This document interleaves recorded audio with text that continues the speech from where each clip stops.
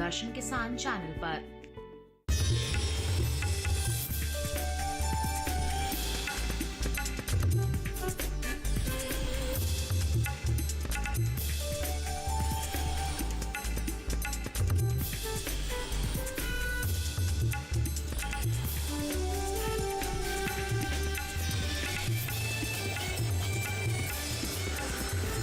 DD किसान, बदलते भारत की शान।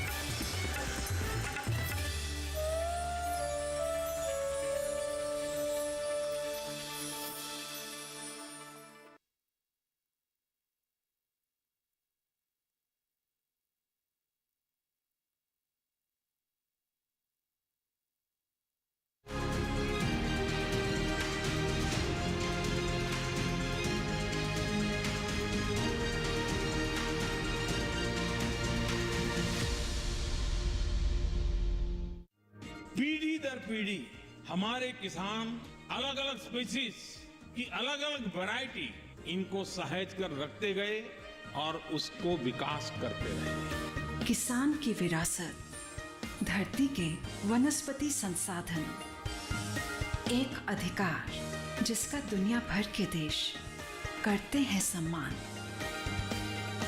आज भारत उन अधिकारों को दे रहा है नए मुकाम, ताकि और बढ़े किसानों की वंशागत किस्मों की पहचान का अभियान।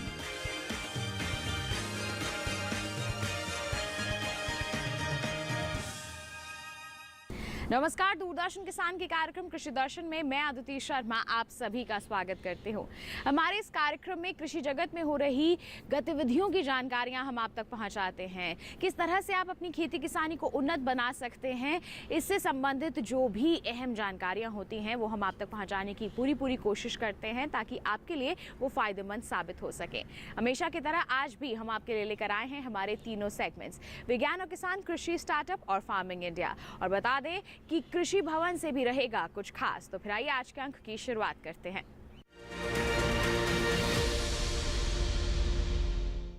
हमारे किसान भाई यानी कि आप लोग सब्जियों की खेती करते हैं, लेकिन जब सब्जियों की खेती की जाती है तो उसमें कई तरह के कीटों का प्रकोप भी हो जाता है।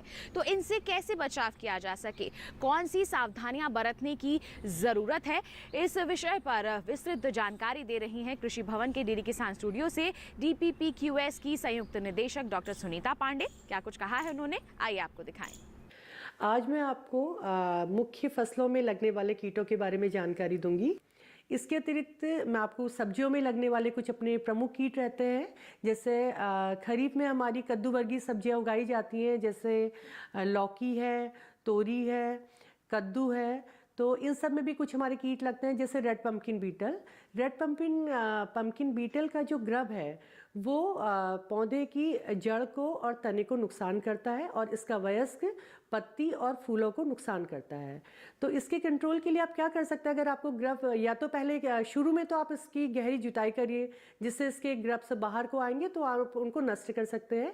इसके अतिरिक्त अगर फील्ड में भी आपको इसके ग्रब दिखते हैं तो उनको नष्ट कर दीजिए। और इसके अलावा नीम के बीज के अर्क का छिड़काव करिए।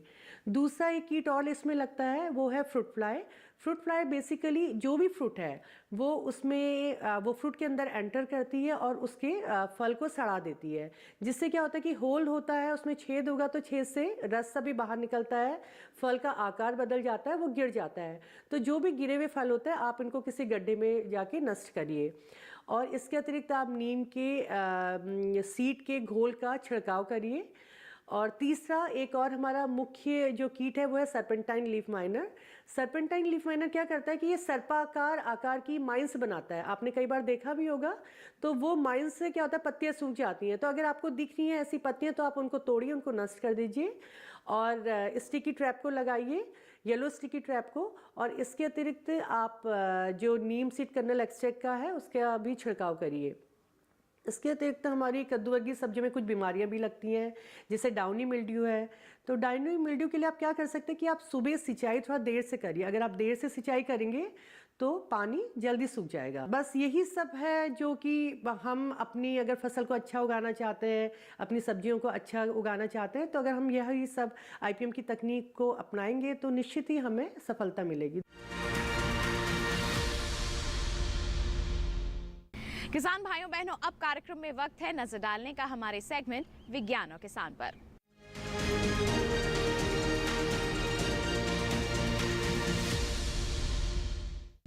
आज हम आपको बताएंगे एक ऐसी फसल की खेती के बारे में जिसका उत्पादन अगर आप लेते हैं तो अच्छा मुनाफा आप अर्जित कर सकते हैं, क्योंकि इसकी मांग अब लगातार बढ़ती जा रही है बाजार में।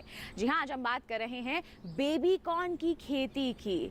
हमारे देश के जो नागरिक हैं अब वो स्वास्थ्य के प्रति काफ़ी जागरूक हो रहे हैं और बेबी कॉर्न स्वास्थ्य के लिहाज से काफ़ी अच्छा माना जाता है। हमारे किसान भाई बहन यानी कि आप लोग अगर इसकी खेती को अपनाते हैं तो अपने मुनाफे को काफ़ी हद तक आप बढ़ा सकते हैं। तो किस तरह से की जा सकती है बेबी कॉर्न की खेती, आइए बताएं हमारे सेगमेंट में। मोटे अनाज के रूप में कभी गरीबों द्वारा इस्तेमाल की जाने वाली मक्का आज उद्योग जगत में भी अपना स्थान बना चुकी है। ये एक बहुउपयोगी फसल है। ये मनुष्य के साथ साथ पशुओं के आहार का भी प्रमुख अवयव है। बेबी कॉर्न मक्का से प्राप्त होने वाले बिना परागित भुट्टो को ही कहा जाता है। इसका पौष्टिक मूल्य अन्य सब्जियों से अधिक है तथा पत्तों में लिपटे रहने के कारण ये रासायनिक कीटनाशकों के प्रभाव से लगभग मुक्त रहता है। इसमें phosphorus, carbohydrate, protein, calcium, iron व विटामिन प्रचुर मात्रा में पाए जाते हैं।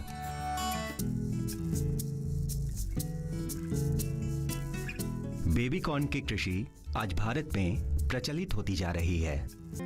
बढ़ती हुई मांग को देखते हुए ऐसा लग रहा है कि कृषि विज्ञान केंद्र की मदद से बेबी कॉर्न की कृषि जल्द ही भारत के अन्य कई राज्यों में भी शुरू हो जाएगी। बेबी कॉर्न की कृषि आप साल भर कर सकते हैं।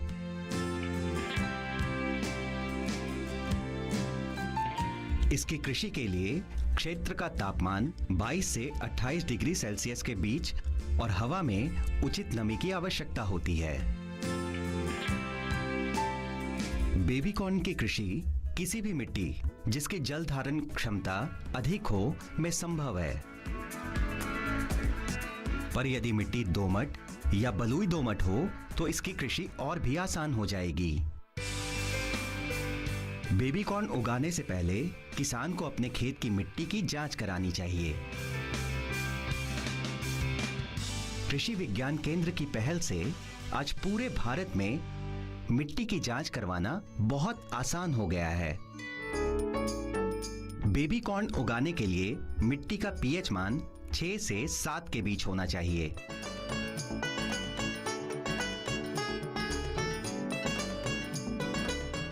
मिट्टी की अम्लता के साथ साथ कुछ जरूरी खनिज जैसे नाइट्रोजन, फास्फोरस और पोटैश का भी ध्यान रखना चाहिए। नियमित मात्रा में जैविक खाद मिलाकर मिट्टी की अम्लता और मौजूद पोषक तत्वों की आपूर्ति कर सकते हैं। कृषि विज्ञान केंद्र की सलाह अनुसार उचित कदम उठाकर आप अपने खेत को बेबी कॉर्न की सफल कृषि के लिए तैयार कर सकते हैं। बेबी कॉर्न जैसी विशिष्ट कृषि से उचित मुनाफा प्राप्त करने के लिए किसान प्रायः इसे सही समय पर बाजार तथा मंडी तक पहुंचा देने का प्रयास करते हैं। इसीलिए किसान कृषि विशेषज्ञों द्वारा प्रमाणित बीजों का ही चयन करते हैं, जिससे निर्धारित समय पर स्वस्थ फसल की प्राप्ति होना संभव हो पाता है।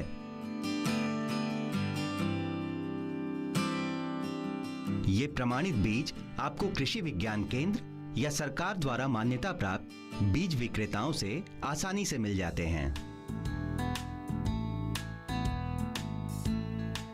किसान आज खेत की जुताई कर रहे हैं। खेत में कब और कितनी बार जुताई करनी है, ये मिट्टी की गुणवत्ता पर निर्भर करता है।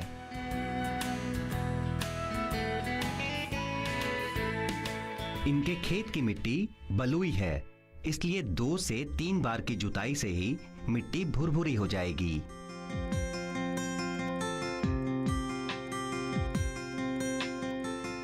खेत तैयार होने के बाद किसान जैविक खाद डालते हैं। मेड़ बनाने से पहले किसान 30 किलोग्राम नाइट्रोजन, 24 किलोग्राम फास्फोरस और लगभग 8 किलोग्राम पोटैश प्रति एकड़ मिट्टी में मिला देते हैं। जैविक खाद मिलाने से मिट्टी की संचयन क्षमता बढ़ जाती है और साथ ही सूक्ष्म तत्वों की मात्रा भी बरकरार रहती है। इसके बाद किसान खेत में मेड़ बनाने की प्रक्रिया शुरू करते हैं।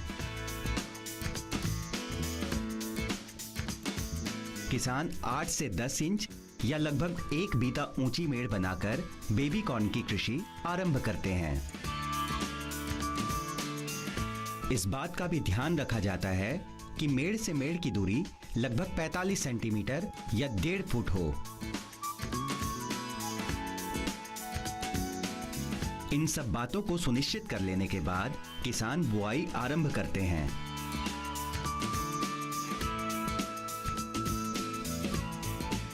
बुआई के वक्त इस बात का ध्यान रखा जाता है कि बीज से बीज की दूरी लगभग 1 बीता हो और जिन क्षेत्रों में सिंचाई के लिए पानी उपयुक्त मात्रा में उपलब्ध ना हो वहां टपक या फव्वारा सिंचाई पद्धति से सिंचाई की जा सकती है।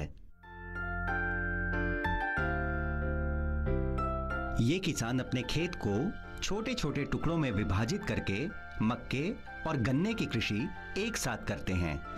हर 15 से 20 दिन में किसान मेड़ पर निराई गुड़ाई करते हैं। निराई गुड़ाई करने से मिट्टी ढीली हो जाती है, जिससे बेबी कॉर्न का विकास अच्छी तरह से हो पाता है। आज रोपण किए 60 दिन हो चुके हैं। बेबी कॉर्न के पौधों के ऊपर पूंछ के आकार की मंजरी दिखने लगी है, जो खिलकर फूल का रूप ले लेंगी। ये पौधों में बालियां आने का संकेत है। किसान समय दर समय अपने खेत का निरीक्षण करते हैं। खरपतवार एवं सिंचाई का सही प्रबंधन और सही कीटनाशक के उपयोग से खेत को बचाते हुए किसान इस बात को सुनिश्चित करते हैं कि पौधों पर लगी बेबी कॉर्न की बालियां अच्छी गुणवत्ता वाली हों। आज रोपण किए 90 दिन हो चुके हैं। बेबी कॉर्न की फसल अब बिल्कुल तैयार दिख रही है।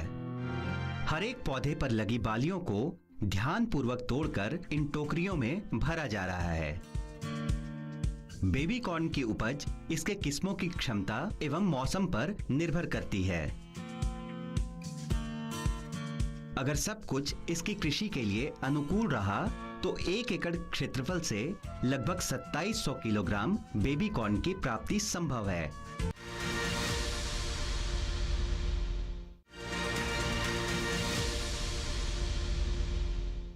तो ये था सेगमेंट विज्ञान और किसान। इसी के साथ कार्यक्रम में वक्त एक छोटे से ब्रेक का। आप कहीं मत जाइए, ब्रेक के बाद हम आपको दिखाएंगे हमारा अगला सेगमेंट कृषि स्टार्टअप।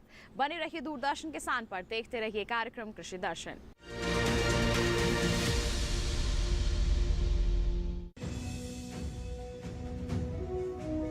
भारत सरकार का हर प्रयास किसानों को दे रहा है एक नई आस। देश के किसानों की खुशहाली और उन्हें आत्मनिर्भर बनाने के लिए भारत सरकार समर्पित है। प्रधानमंत्री श्री नरेंद्र मोदी जी के नेतृत्व में कृषि क्षेत्र में किए गए निरंतर प्रयासों के फलस्वरूप देश खाद्यान्न व बागवानी के क्षेत्र में आत्मनिर्भर हो चुका है और देश में दलहन का उत्पादन भी बढ़ा है। इसी तरह भारत सरकार ने खाद्य तेलों के उत्पादन को बढ़ाने के भी अनेक प्रयास किए हैं। इसी क्रम को आगे बढ़ाते हुए माननीय प्रधानमंत्री श्री नरेंद्र मोदी जी के नेतृत्व में भारत सरकार ने दूरदर्शी निर्णय लेते हुए राष्ट्रीय खाद्य तेल मिशन ऑयल पाम की शुरुआत की है। इस मिशन से देश भर के किसानों को बहुत लाभ मिलेगा। कृषि के पूंजी निवेश में वृद्धि होगी, खाद्य तेल आयात पर देश की निर्भरता कम होगी और रोजगार के नए अवसर पैदा होंगे। खाने के तेल में आत्मनिर्भरता के लिए अब राष्ट्रीय खाद्य तेल मिशन ऑयल पाम का संकल्प लिया गया है। इससे किसानों को तो सीधा लाभ होगा ही, गरीब और मध्यम वर्ग के परिवारों को सस्ता और अच्छी क्वालिटी का तेल भी मिलेगा। यही नहीं, ये मिशन बड़े स्तर पर रोजगार का निर्माण करेगा। इस मिशन के अंतर्गत ऑयल पाम का रकबा और पैदावार बढ़ाने पर जोर देने के लिए सरकार ने 11,000 करोड़ रुपए से अधिक की सहायता राशि निर्धारित की है। मिशन के तहत सरकार ने ऑयल पाम की खेती के लिए रोपण आदि की सहायता में बढ़ोतरी करते हुए पहले मिलने वाले 12,000 रुपए प्रति हेक्टेयर को बढ़ाकर 29,000 रुपए प्रति हेक्टेयर तक कर दिया है। ऑयल पाम के पुराने बागों के पुनरुद्धार के लिए 250 रुपए प्रति पौधा के हिसाब से विशेष सहायता दी जा रही है। पौधारोपण सामग्री की कमी दूर करने और बीजों की पैदावार करने वाले बागों को भी सहायता दी जाएगी। इसके तहत 15 हेक्टेयर ऑयल पाम उद्यान के लिए 80 लाख रुपए तक की सहायता राशि दी जाएगी। इसके अलावा नर्सरी विकास के लिए 40 लाख रुपए तक तय किए गए हैं। पूर्वोत्तर और अंडमान राज्यों के लिए विशेष सहायता का भी प्रावधान है। ऑयल पाम के किसान ताजे फलों के गुच्छे यानी FFB का उत्पादन करते हैं, जिनकी वर्तमान में कीमतें अंतर्राष्ट्रीय मूल्यों में उतार चढ़ाव के आधार पर तय होती हैं। पहली बार केंद्र सरकार ताजे फलों के गुच्छे की कीमत के लिए किसानों को आश्वासन दे रही है। ये व्यवहार्यता मूल्य यानी VP कहलाएगा, यानी किसानों को कोई घाटा नहीं होने दिया जाएगा। व्यवहार्यता मूल्य VP तय करने की शुरुआत 1 नवंबर से होगी और अगले वर्ष 31 अक्टूबर तक जारी रहेगी। इसे ऑयल पाम वर्ष कहा जाएगा। इस योजना के तहत वर्ष 2025-26 तक ऑयल पाम का रकबा 6.5 लाख हेक्टेयर सृजित करने और कच्चे ऑयल पाम की पैदावार वर्ष 2025-26 तक 11.20 लाख टन पहुंचाने का लक्ष्य निर्धारित किया गया है। सरकार के इस महत्वपूर्ण निर्णय से देश में ऑयल पाम की खेती करने वाले किसानों में विश्वास पैदा होगा और वे खेती का रकबा बढ़ाएंगे। इस तरह पाम ऑयल का उत्पादन भी बढ़ेगा, जिससे किसानों की आय बढ़ेगी और ग्रामीण अर्थव्यवस्था भी सुदृढ़ होगी।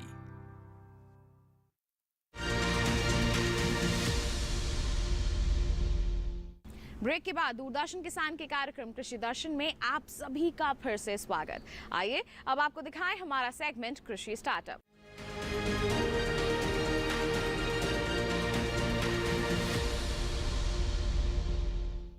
हमारे सेगमेंट में हम देश के जो सफल किसान हैं उनसे आपको रूबरू करवाते हैं। कोशिश यही रहती है कि आप उनकी जो सफलता की दास्तान है उन्हें जानकर प्रेरित हो सके। तो आज के कौन है हमारे सफल किसान, जानने के लिए नजर डालते हैं हमारे सेगमेंट कृषि स्टार्टअप पर।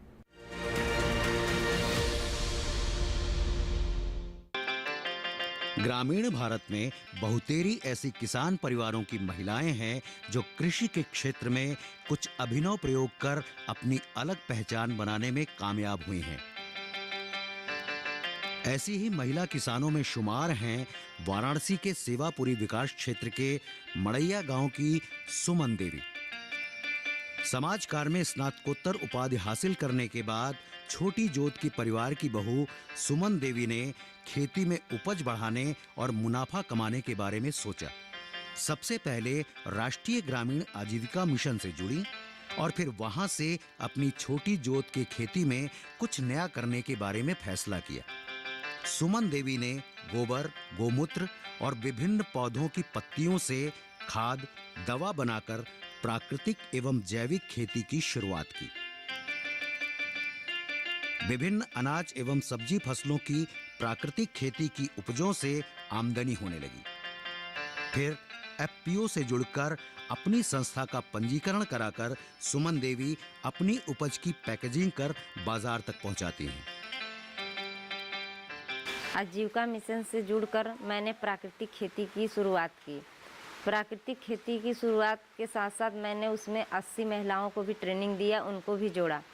और इसके बाद जब प्राकृतिक खेती हम लोग 5 साल से कर रहे हैं, इसके बाद जब उसका प्रोडक्ट हुआ तो उसका हम लोग को लाइसेंस और सर्टिफिकेट मिल गया, जो कि नमामि गंगे FPO में हम लोग अपना ये प्रोडक्ट तैयार करके उसी में भेजते हैं। घर परिवार और बच्चों की देखभाल करते हुए सुमन देवी गो संरक्षण और पर्यावरण संरक्षण में भूमिका निभाने के साथ उपभोक्ताओं को शुद्ध कृषि उपज उपलब्ध करा रही हैं। सुमन देवी दूसरी ग्रामीण महिलाओं को प्राकृतिक खेती अपनाने के लिए प्रेरित करने के साथ ही उन्हें प्राकृतिक खेती की बारीकियों को समझाने के उद्देश्य से प्रशिक्षण भी देती हैं। प्राकृतिक खेती में सुमन देवी के योगदान को देखते हुए उत्तर प्रदेश के मुख्यमंत्री ने उन्हें पुरस्कृत एवं सम्मानित किया। प्रधानमंत्री श्री नरेंद्र मोदी सुमन देवी से मुलाकात कर उनकी हौसला अफजाई कर चुके हैं।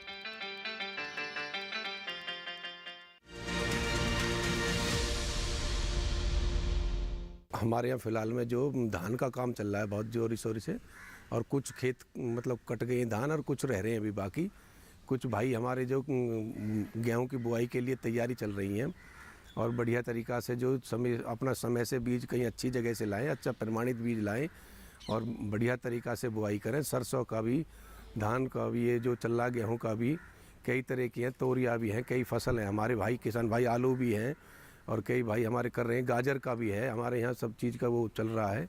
अपने समय से अच्छे बीज की पैदावार ले आकर अच्छे तरीक़ा से कराएं। इसके अलावा जो किसान भाई हैं अपनी सोसाइटी से खाद बीज अच्छे से ले सकते हैं, और जो अच्छे किसान हैं वो पहले ही अपने खाद का इंतज़ाम पहले ही कर लेते हैं, और जो खेत में नमी है तो किसान भाई उसको अपनी बुआई कर सकते हैं।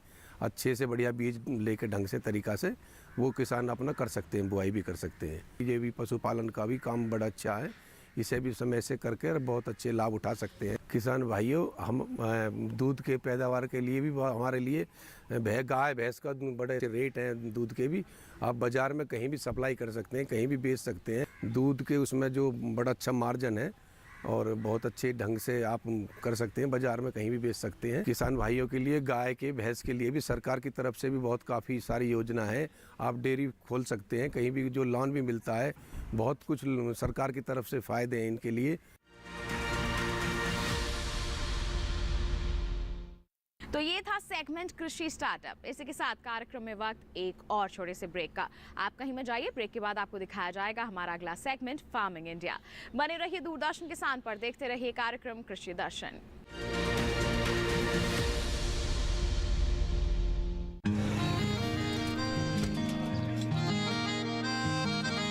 क्या बात है भाई, आजकल तो काफी खुश नजर आ रहे हो। क्यों ना हो, अब मैं ऑर्गेनिक खेती जो कर रहा हूँ ये पूरा प्राकृतिक है, ऑर्गेनिक है। इसमें हमारे खेत, हमारी फसल और हमारी जेब सब फायदे में होते हैं, और इसमें लागत भी कम है।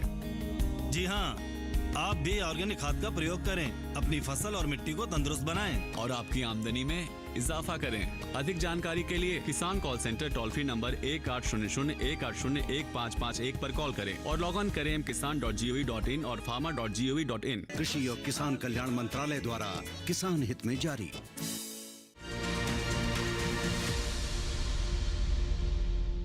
ब्रेक के बाद दूरदर्शन किसान के कार्यक्रम कृषि दर्शन में आप सभी का फिर से स्वागत। अब कार्यक्रम में वक्त हो चला है नजर डालने का हमारे सेगमेंट फार्मिंग इंडिया पर।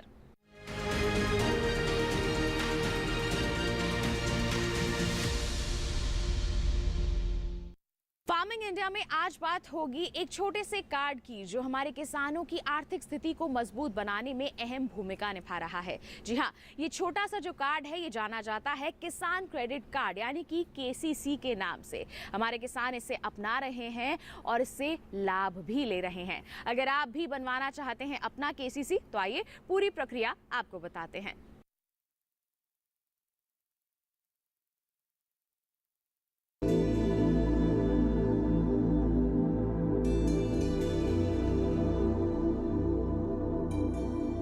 किसान क्रेडिट कार्ड योजना 1998 में शुरू की गई थी। इसका उद्देश्य किसानों को कृषि गतिविधियों के लिए बिना किसी बाधा के समय पर ऋण उपलब्ध कराना था। भारत सरकार किसान क्रेडिट कार्ड के तहत किसानों को ब्याज पर 2% की आर्थिक सहायता देती है और समय पर ऋण चुकाने वाले किसानों को 3% की प्रोत्साहन छूट देती है। इस तरह KCC पर सालाना ब्याज दर 4% आता है। सभी योग्य किसानों को उनके कृषि कार्यों के लिए आसानी से और समय पर कृषि ऋण प्रदान किए जाएं, ये सुनिश्चित करने के लिए सरकार ने किसान क्रेडिट कार्ड योजना शुरू की। इसका उद्देश्य किसानों को कृषि के लिए उत्पादक सामग्रियों जैसे बीज, उर्वरक और कीटनाशक आदि खरीदने के लिए सक्षम बनाना है। सरकार ने किसानों के हित में बड़े कदम उठाते हुए 2019 में KCC में ब्याज दर में आर्थिक सहायता का प्रावधान शामिल करते हुए इसका लाभ डेयरी उद्योग समेत पशुपालकों और मछली पालकों को भी देने की व्यवस्था सुनिश्चित की है। किसान क्रेडिट कार्ड के दायरे में किसानों को लाने के लिए फरवरी 2020 से एक विशेष अभियान चलाया जा रहा है। वर्ष 2012 से केसीसी योजना को और सरल बनाया गया है। इसके तहत लाभार्थियों को एटीएम सक्षम डेबिट कार्ड के प्रावधान सहित एक बार में दस्तावेजीकरण की सुविधा, सीमा में निर्माण लागत में वृद्धि और सीमा के भीतर कितनी भी संख्या में निकासी आदि की सुविधाएं दी गई हैं। सार्वजनिक क्षेत्र के बैंकों और नाबार्ड से प्राप्त सूचना के अनुसार इस अभियान के तहत 29 जनवरी 2021 तक देश भर के किसानों को 1.76 लाख करोड़ रुपए की खर्च सीमा के साथ 187.03 लाख केसीसी स्वीकृत किए गए हैं।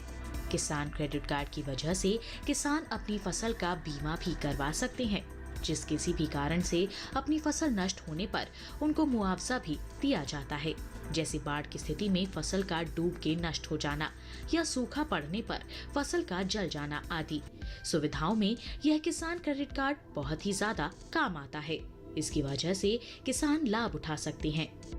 सस्ती ब्याज दर पर लोन उपलब्ध कराने के इस अभियान से न सिर्फ किसानों की आय में बढ़ोतरी होगी, बल्कि इससे ग्रामीण अर्थव्यवस्था को मजबूती मिलेगी और कृषि तथा इससे जुड़े क्षेत्रों में उत्पादन बढ़ेगा। साथ ही हमारे देश के लिए खाद्य सुरक्षा सुनिश्चित करने की दिशा में भी इस मुहिम की विशेष भूमिका होगी। तो ये था सेगमेंट फार्मिंग इंडिया। इसी के साथ आज के कार्यक्रम में किसान भाइयों बहनों बस इतना ही। उम्मीद करते हैं जितनी भी जानकारियां आज के कार्यक्रम के माध्यम से आप तक पहुंचाई गई हैं, सभी आपके लिए फायदेमंद साबित हुई होंगी। साथ ही आपको बता दें कि अगर आप देखना चाहते हैं हमारा ये कार्यक्रम दोबारा, तो आप रुख कर सकते हैं हमारे यूट्यूब चैनल का। इसके लिए क्या करना है, आपको टीवी स्क्रीन पर दिखाए जा रहे इस QR कोड को स्कैन कर लीजिए, सीधा पहुंच जाएंगे हमारे यूट्यूब चैनल पर।